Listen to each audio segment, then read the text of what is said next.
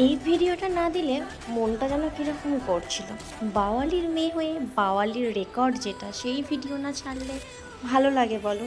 তো সেই জন্যই বাওয়ালি গুপ্ত বৃন্দাবন ধামে কতটা আনন্দ সবাই করে এবং আমি করেছি, সেটাই তোমাদের সঙ্গে শেয়ার করার জন্য আমি এই ভিডিওটা তোমাদের সঙ্গে শেয়ার করলাম। আশা করি তোমাদের অনেক ভালো লাগবে।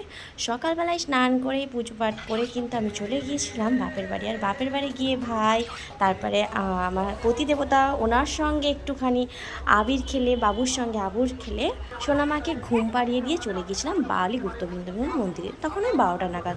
আশা করি তোমরা দেখে বুঝতে পারছো কতটা ভিড় হয়েছে। যারা আসোনি তাদেরকে বলবো সামনের বছর কিন্তু অবশ্যই এসো। এই স্পেশাল দিনে স্পেশাল করতে ডেটাকে তোমরা অবশ্যই এখানে আসতে পারো।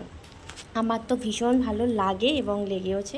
এই যে গিয়ে আগে প্রতিদেবতা একটা জলের বোতল কিনে নিল, কারণ নাচন কদন করতে গেলে একটু জল টেস্টটা পাবে আর কি।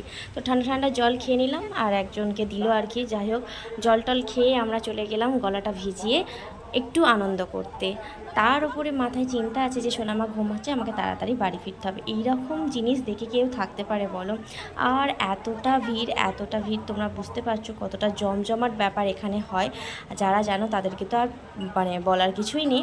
আর এখানে দেখো সবাই নিজেকে কী সুন্দর বসন্তের রঙে রাঙিয়ে তুলছে, বেশ ভালো লাগছে জানো তো।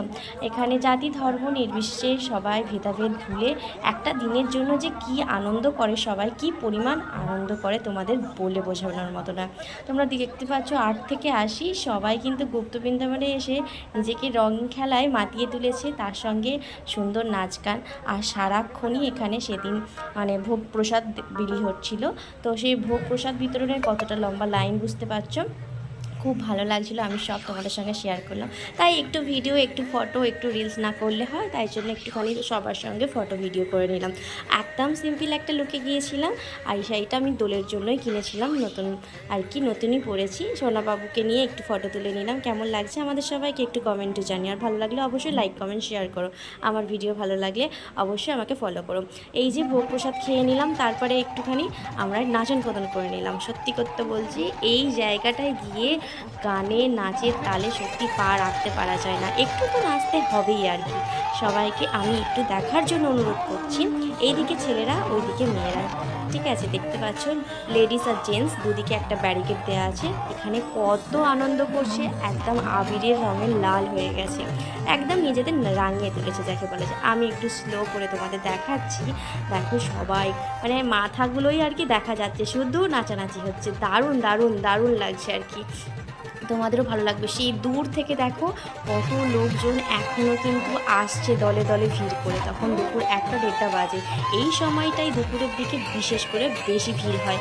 আর এখানে পরিষেবা ভীষণ সুন্দর। এখানে মানে পুলিশের পরিষেবা, যে কোনো সব কিছু পরিষেবা তোমরা পেয়ে যাবে। আর এদিকে কিন্তু মেয়েরা, লেডিসের দিকটাও কিন্তু বেশ ভিড় হয়েছিল। এত মেয়ে কোথায় পাওয়া যায় তো জানি না, বাওয়ালিতে আসলে বস পাওয়া যাবে। তো একটুখানি গান বাজনা আনন্দ করলাম, একটু ভোগ প্রসাদ খাওয়া হলো। তারপরে আমরা চলে গেলাম বাড়ির দিকে রওনা দিয়ে।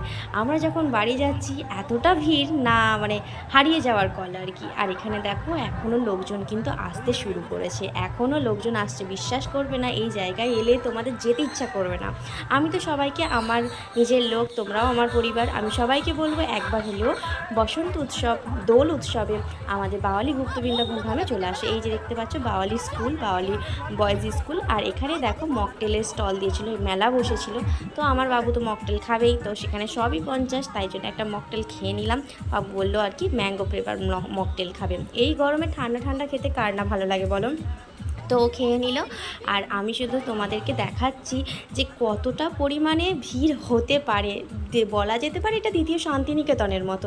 শান্তিনিকেতনে কখনো দোল উৎসবে যায়নি, তবে আমার কাছে মনে হয় এটা শান্তিনিকেতনের থেকে কিছু কম নয়। তোমরা কি বলো একটু কমেন্টে জানিও তো বন্ধুরা। আর আমরা এখানে গলা ঠান্ডা ঠান্ডা করে ভিজিয়ে নিলাম, বাবুও খেয়ে নিল। আমাদের মতো অনেকেই কিন্তু গলা ভেজাতে এসেছে।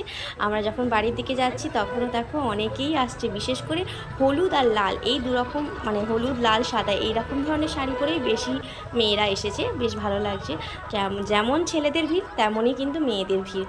আমি তোমাদের এত এক্সাইটেড আমি বলতে পারছি না। এতটা ভিড় ছিল, এতটা ভিড় ছিল না, এতটা পরিমাণের ভিড় ছিল যে বলবার মতো নয়। সবাই আর কি ভাবছে যে মানে প্রত্যেক বছরই রেকর্ড, নতুন রেকর্ড করছে। মানে সামনের বছর যা মানে আগের বছর যা হয়েছে তার থেকে এবছর বেশি হচ্ছে, এরকম একটা ব্যাপার। খুব খুব ভালো লাগছে। ওইদিকে ফাংশন হচ্ছে, অনুষ্ঠান হচ্ছে, নাচা গানা হচ্ছে, একদিকে ভোগ বিতরণ হচ্ছে। আর সবথেকে বড় কথা, আমি না বাহির পথ দিয়েই ঢুকেছিলাম, আমি শ্রীকৃষ্ণ দর্শন করিনি। তো আমি বিকেলবেলায় গিয়েছিলাম একটুখানি মেলায়, যেহেতু আমার মাকে সোনামাকে ঘুম পাড়িয়ে গিয়েছিলাম, ওই জন্য আমি তাড়াহুড়ো করে বাড়ি চলে এসেছি আর কি। একটুখানি ভিডিও করলাম তোমাদের সঙ্গে। বিকেলবেলায় গিয়ে কিন্তু একটুখানি মেলায় গেছি আর ভগবানের দর্শন করেছিলাম। তোমাদের ভগবানের দর্শন করাতে পারলাম না, তার জন্য অনেক দুঃখিত, অনেক খারাপ লাগছে। এতটা ভিড় ছিল ওইদিকে রাস্তায়, এত জ্যাম ছিল যে আমি ওই দিক দিয়ে ঢুকতে পারিনি, জানো তো। আর দেখো আমি যখন যাচ্ছি তখন 1:45 বাজে, তখনও কিন্তু লোকজন ওই রকমভাবে আসছে, অনেক দূর দূরান্ত থেকে লোক আসে, এমনকি ওপার থেকে উলুবেড়িয়া, ঠিক আছে, এই সব জায়গা থেকেও অনেক লোক আসে। বজবজ আমতলা তো আছেই, এই দিক দিয়ে আছে দেখো পীরতলা, আর এদিকে নতুন রাস্তা, ওইদিকে বাওয়ালি যাওয়া যাবে। আর এইগুলো মেলা থেকে কিনেছিলাম। ভিডিওটা কেমন লাগলো কমেন্টে